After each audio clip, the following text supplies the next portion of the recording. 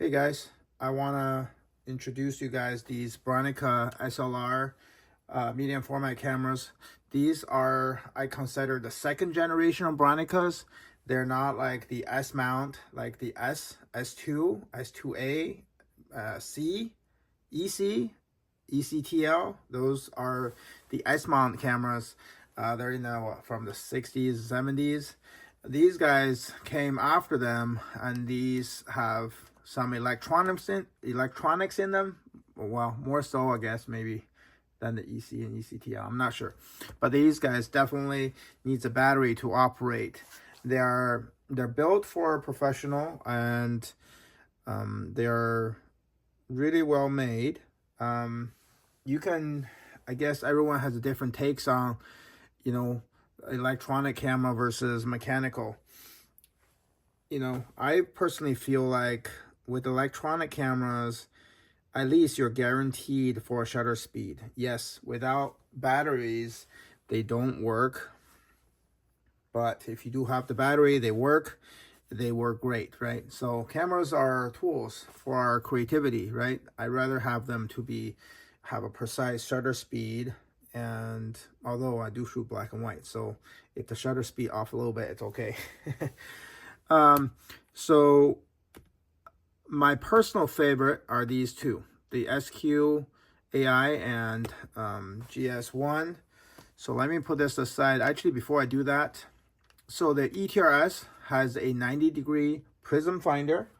Some people prefer, I talked to a few people, they say, well, if they were able to have a waist level finder on these, that will be really good. I don't know if I agree with that. So, well, first let me say this. Bronica in general on these cameras, they're modular design, just like Hasselblad. So you have the body, the finder, the back, and the lens, right? So any of those can be interchangeable. So for the ETRS, if we were to put on a waist level finder, so what you do is you press this button, you unlock this, and that just comes off like that. It's a lot better than Hasselblad, because Hasselblad you have to remove the back to remove the prism finder. So this is much easier. Let me put that away. So this is a waist level finder. So when it collapses like that, you open like this.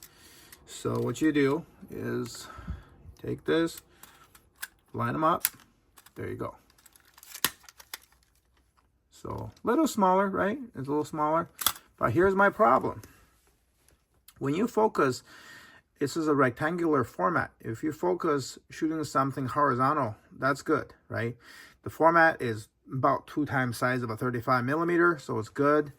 But what happens if you shoot vertical? You're gonna have to go like this. You're gonna look off the side, and then it's upside. The image is also upside down. So it's not really made that well for 645 format, I believe. This is where the 6x6 comes in. I really like 6x6 format because it's a square, right? You don't need to do that. It's always a square. I feel like for waist level finder, it really should work pretty well with either a square format or something bigger, like a 6x7 or something, because at least for horizontal, I got a bigger negative. But I mean, ideally, I don't want to crop a negative. You want to treasure all the surface on the film, right? On this one, the SG1, it also comes with a 90-degree prism finder. So if I do need to shoot vertical, I can still do it. I just do this way and look through the back and fire, focus and fire like that. So it's not too bad. I mean, it may look a little bulky, but in a bit I'll show you how this compare with the RB67. You will know how small this camera is. So this is the ETRS, actually ETRS. I also have a Bronica SQ. So on the Bronica Square series, the SQ series, you have the SQ, and then you have SQA, and then SQAI, right?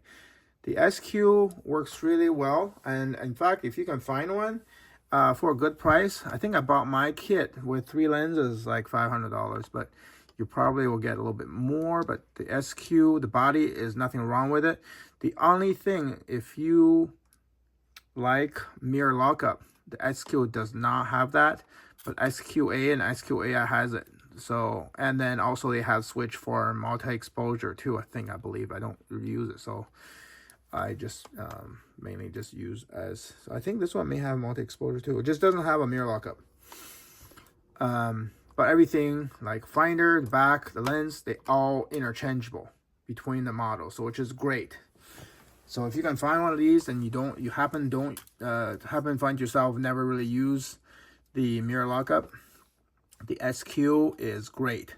Also with SQ, the lenses, you can see one has an orange ring, one doesn't. This one, the PS lens are the latest lens. This is the earlier lens. Certain focal lens is not bad. I've heard people don't like this 50 mil, this old 50 mil. I'm not sure. I think it's okay with me. Certainly, I'm sure the 50 mil PS lens will be a lot sharper or more higher performance. I don't have that, so this is good for me. I only have the PS lenses, the 80 and the 65. That's good enough for now. I think I probably want to pick up on 150 at some point, but or 50, because I do use a little wider. Maybe I'll pick, if this one is no longer, well, I'll keep an eye out for a newer one, I guess. Just do a compare and see how much better. But I'm perfectly fine as is right now for this 50 for now. All right, so let's take a look at the GS1, this guy. This is a big camera, right? You think this is a big camera, but until you compare against the Mamiya, the RBs, see how much bigger the RB is. This is with the bellow fully closed for infinity. So if you rack the bellow out, I mean, that's even much bigger camera than the GS1.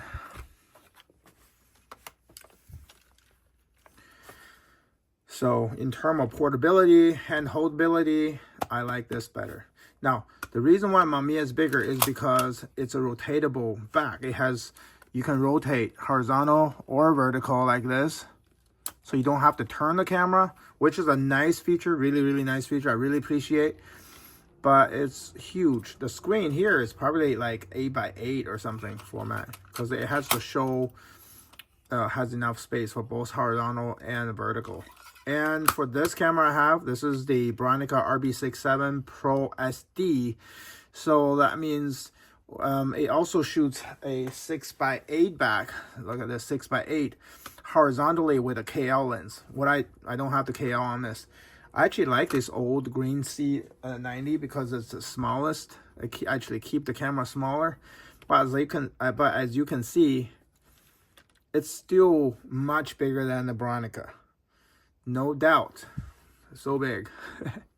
So if you have a tripod, you can mount it on a tripod in the studio or in the field. As long as you don't shoot handheld, you probably can do. Some people do it, but again, why risk yourself with the shaky hands because this thing is too heavy?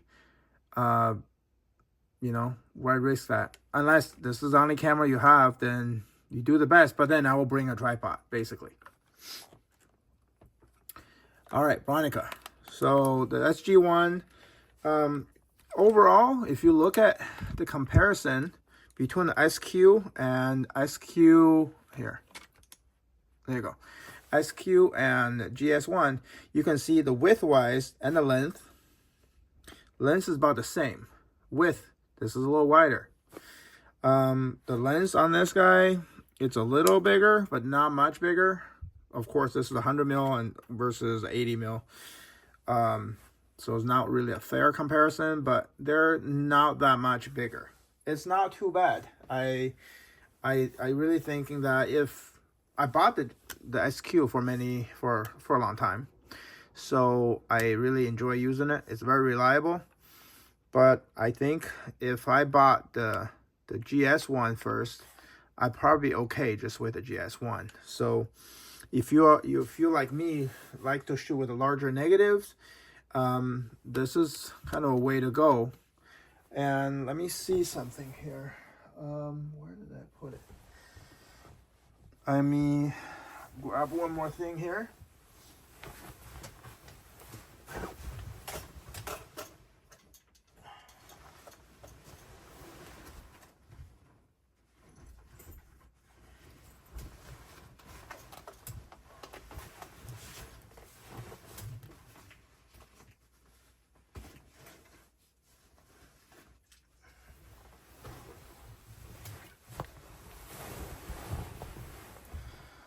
All right, I'm back. So just to give you another idea how that compared to another 6x7, the Pentax 6.7. So the one I have here is a 90 mil lens. This is a 100 mil. It's a little bigger. The 105 on the Pentax, it's a little bit longer, so almost the same size as that lens. But it's a different kind of ergonomics, you know, like this thing. I did add this wooden grip. It helps a lot. It's really nice. I found this actually for like $50 on eBay, but I don't find them anymore. I think that it was just on clearance or something. But now I have a problem with the Pentax. One is the shutter is extremely loud and it can shake the camera a little bit. So generally I prefer shooting anything above at least 1 over the focal length. So on a 90 mil, I don't shoot anything under 1 over 1/25th of a second. The faster the better, so I'm avoiding from the shaking. I also found that the Pentax prism finder is a very heavy and also darker, harder to, you know, with a lot of light, it's easier to focus. Especially, I replaced the focusing screen on both of my Pentax 6.7s. But since I mostly shoot horizontal format, I found that the chimney finder is a little bit easier for me to focus than the prism. So it kind of give you an idea how the Bronica GS1 compared to the Pentax 6.7. You know, like I said, I really like the GS1. I think that it's a good system. I run through my film with this, has been good, has been sharp. Pentax is 50-50. Half of them, they're really sharp, they're in focus, and then there are some, they're not in focus and they're off. I don't know. I think, but then I also didn't use the chimney finder, I was using the prism. So hopefully me adding this chimney finder will improve my hitting rate. That's a problem. I mean, I don't care what format the camera is. If I can't shoot a sharp image, what's the point, right? So here's all three, give you an idea how big each are. Yeah, they're pretty heavy. They're a big piece of equipment. You just, but that's the cost for you to shoot larger format. I really like the 6x7. I also like 6x8, 6x9. They're, you know, 6x9 is probably the largest I can go without going into larger format with sheet film. And that's one thing I want to stick with if I can, because most of my subjects are people, right? So it's a lot easier to shoot with this roll film instead of sheet film. Also easier on the developing too.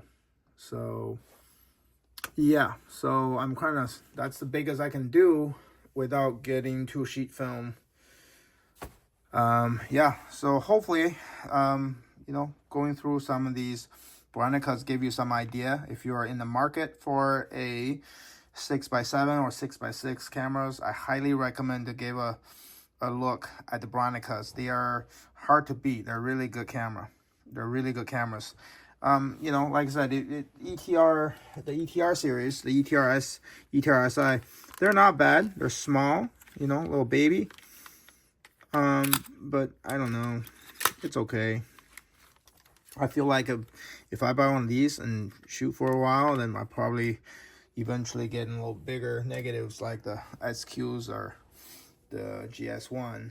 I would say if I just have one camera for all, I'm probably gonna stick with this. Mamiya's are nice, Pendek's not bad, but this is something I can trust, the GS1. If I don't have a GS1, I'm okay with having a SQ, and that will, that's much easier for me to focus. I wear glasses, so it's much easier for me to focus with a Bronica than a Hasselblad.